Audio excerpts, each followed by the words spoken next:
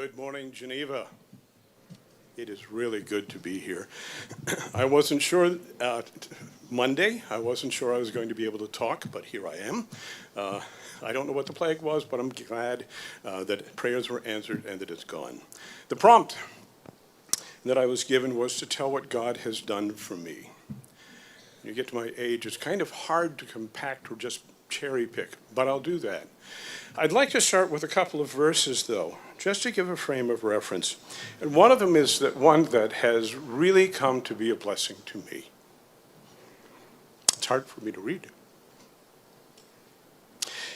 This is Isaiah 46, verses 3 and 4. Listen to me, O house of Jacob, and the remnant of the house of Israel, who have been sustained from the womb, carried along since birth.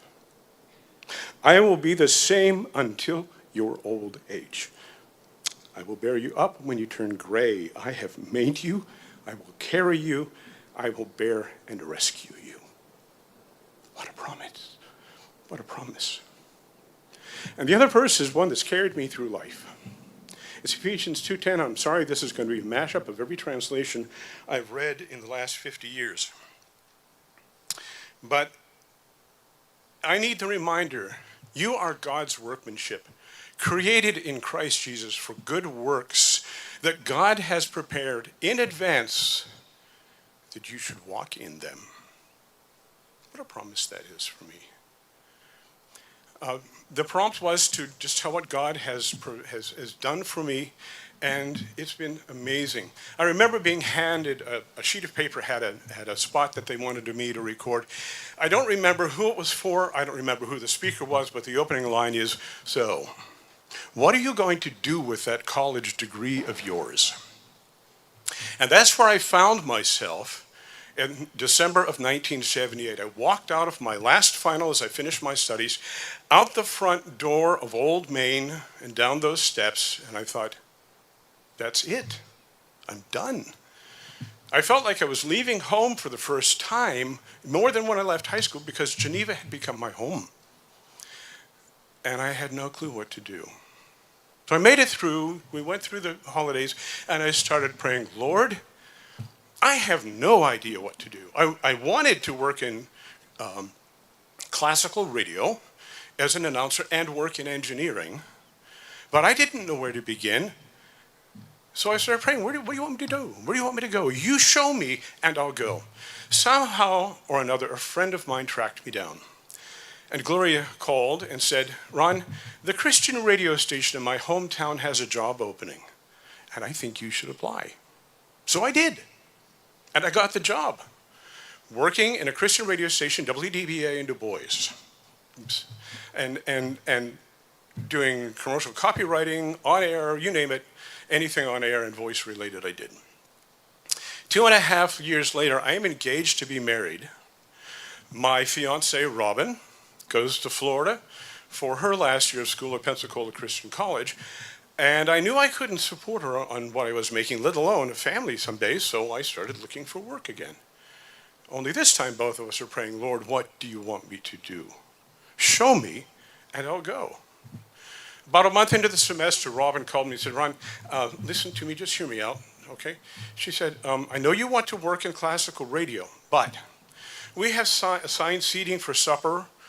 They do that so that students would mix and get to know other people other than just their small group. About 2 weeks ago, we had a conversation, and I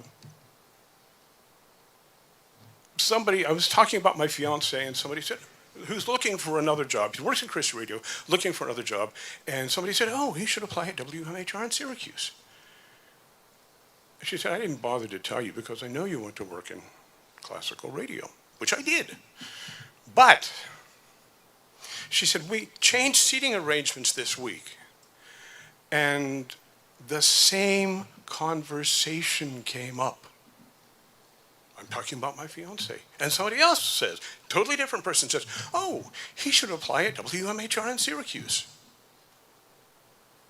She said, I think you should apply at WMHR in Syracuse. So I did. About a week later, I sent out 11 resumes. One of them was to WHIL in Mobile, Alabama. I had visited the station back in the spring, met their manager, met the GM, and I also sent one out to WMHR. I got one response back. Guess who it was? Really. So I went, I got the job interview. I went up, visited the station, met the manager. It was the best boss I've ever had, I have to tell you. And I got the job. So that brings us to October 23rd. So we're talking, what, this was 1981, so 42 years ago right now. Friday afternoon, it was between 4 and 4:30. I have my in-laws' car, future in-laws' car, and we can go as soon as I have a trailer. I didn't know where, but I could go. And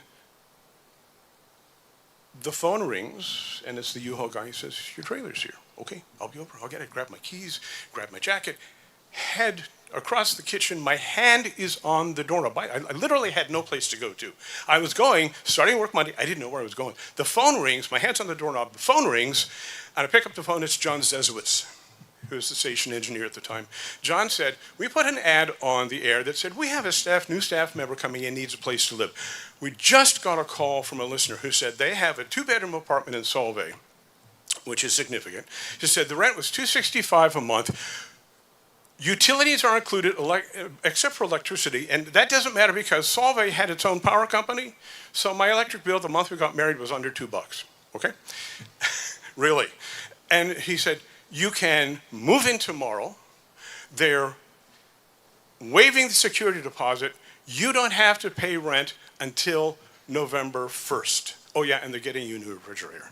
I went out, got the trailer, moved in the next day, and started work on Monday in my lovely 2-bedroom apartment. We were in there for 6 years. God provided every step of the way, first of all, getting me the job, and then leading me through everything, providing every need that I was up against, just in the right time, including finding somebody to take care of my cat, or to take my cat for me because I couldn't take her. You don't think that's a concern? It is. Okay, so God provided in every way. And I worked for WMHR for 25 years. Could have still done that. Just a little thing that follows that. About a month after I moved up, I got a call. Phone rings. Actually, phones don't ring in a control room. Lights blink at you. And I answered the phone, and it was Marty Schneider. Marty Schneider, the GM at WHIL, the classical station in Mobile, Alabama. He said, I know you just moved, but I'm wondering, would you be interested in coming to work for us? And I thought for a moment about how God had worked in every step of the way to get me to Syracuse. And I said, Marty, thank you. But the answer is no. I'm going to stay put. Where am I leading with that?